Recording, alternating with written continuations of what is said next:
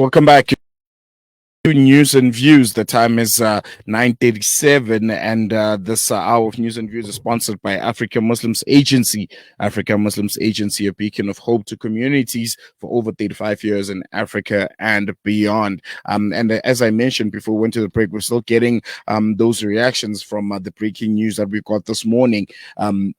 Hamas leader Ismail Haniyeh has been assassinated in Iran after attending the inauguration of the country's new president. And Hamas has blamed an Israeli airstrike for the death of his political guru. And we'll be getting right now in a bit a reaction from Professor Ieff Halper about what this ultimately means, for Hamas as an organization, but also for those aspirations of finding a long-lasting ceasefire and peace negotiations between Hamas and the Israeli occupying forces. Professor Ieff Halper, thank you so much for joining us. Welcome to Salaamedia.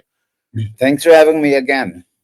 I think, the assassination of Ismail Haniyeh couldn't have come at the worst possible time. When you look at, the current status quo of what's happening between Hamas and the Israeli occupying forces, the peace negotiations in the area. Are we ultimately going to see a breakdown of all of that?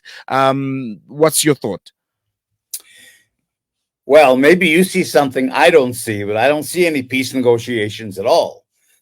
On the contrary, I think Israel sees itself in the unilateral process of simply nailing down its apartheid regime and its 130-year campaign to take over Palestine and transform it into a Jewish country called Israel. There are no peace negotiations. Israel has never talked really with the Palestinian Authority, which doesn't really represent the Palestinian people. There is no more PLO, even though there's an attempt in the grassroots in Palestine to try to revive it. And basically the United States and Saudi Arabia, we have to say, are the two key players that are in the process, as soon as the fighting in Gaza dies down, in the process of trying to normalize the situation. To complete the Abrahamic Accords that began with Trump. So I think Israel sees itself in a position of destroying the last bastions of Palestinian resistance and moving hundreds of thousands of Palestinians out of the country. Israel calls this Nakba 2. In other words, moving people out of Gaza through humanitarian means, of course, into other countries, and driving people out of the West Bank into Jordan and into the rest of the world. So there's no peace process. There are no contacts with any Palestinians, certainly, political bodies. The Palestinians have been completely excluded from this whole process by Israel and the United States, and actually the Arab world. And so that's, I think, the really serious thing. I think the assassination of Haniyeh is kind of a cap on this idea that we can defeat the Palestinians once and for all and legitimize our apartheid regime and really erase the Palestinian issue from the international agenda. And as you speak on the Israeli occupying forces plan essentially of erasing the Palestinian agenda from the world's eyes, I want us to focus on the response from Hamas. Senior Hamas leader Abu Zari, he said we have entered into an all-out war for the liberation of Al-Quds. He said this in an interview with Tehran Times. From your observation, a response from Hamas, what would that look like? And also a succession plan. Who do you think might be the next in line to take over from Ismail Haniyeh? Well, I think, Israel's assumption has always been this, is by far not the first political assassination. We can even go back to 1947 when before there was an Israel, the Jewish militias assassinated Count Bernadotte, who was the UN mediator. And since then, they've assassinated Palestinian leaders from all the factions, not from Hamas only. Of course, we have to understand that from Fatah, from the PFLP, I mean, everybody from Ghanafani, to many people think even Yasser Arafat was assassinated by Israel.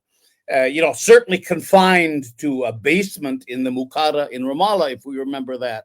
So Israel's assumption is that there is no legitimate Palestinian liberation movement. That, like I said, that this is unilateral, that we Israelis can take over Palestine, defeat the Palestinians, and get the international community led by the United States to accept an Israeli apartheid regime. And since there's no Palestinian legitimate political representation or even political position, we're free to assassinate all their leaders because they're simply criminals. We've criminalized Palestinian resistance, and we don't recognize that it's political. And so the assumption behind the assassinations is there is no real Palestinian political movement. It's simply a bunch of bad people. And if we can knock them off, if we can knock off the heads of all the terrorist groups, because Israel reduces, this political conflict and a legitimate conflict of Palestinians for liberation, and any kind of political negotiations, it reduces it all to terrorism. And that's, of course, what prevents any kind of negotiations at all. And if they're simply terrorists and they're not political and they're not legitimate and they don't represent a real liberation movement, you could just kill them. And so the assumption is that and we even have an expression in Israel, if you cut off the head of the snake, that's our expression, the snake will die. The idea is if you cut off Haniyeh, the head of Hamas, Hamas will die. If you cut off Arafat, the PLO will die, or Fatah will die. If you cut off Kanafani, the PFLP will die. But it doesn't die. These assassinations are proof futile because, in fact, there is a Palestinian liberation movement and support of the Palestinian people. Of course, they have no choice. That will keep this going. And so I don't know who's going to replace Haniyeh. There is a political bureau. They're well organized. They have a whole pool of leaders that can come in. I think Haniyeh was very effective, and I actually feel sorry for his assassination because I think it was a criminal act of assassinating a legitimate political leader. And don't forget, Haniyeh himself, his children were killed. Israel targeted his grandchildren and admitted that. So this is a criminal act of a political association on top of multiple criminal acts of killing his family, which is absolutely illegal in international law to target innocent civilians. But I think the basic assumption behind what Israel's doing, that if you cut off the head of the snake dies, is not going to happen, not for Hamas and not for any other political faction of the Palestinians, because this is a legitimate, a long-lasting liberation movement that is going to continue and has to continue until Israeli apartheid and its colonial venture ends. How that ends, I don't know. I think the only way out is one democratic state over all of historic Palestine in which everyone has equal citizenship, but that's kind of far away. So right now we're really in a situation where Israel thinks it can exterminate the Palestinian liberation movement, and we'll see, with the help of the United States and some of the Arab world, we'll see if that's the case or not. And just how much, of an impact is Haniyeh's assassination going to have on Hamas itself as an organization? How much are they weakened, during these times? And also a response from, Iran. Are we in any way can hope for an aggressive response coming from them? This has happened on their soil. They've condemned the attack very harshly, but any tangible kind of response from this, is it expected? Well, Israel's waiting for, there will be a response. There has to be some kind of response. How effective it is, I don't know, because Israel is so well defended, especially by American weapons. We have to remember this is an American bastion in the Middle East that's pursuing American and NATO agendas here.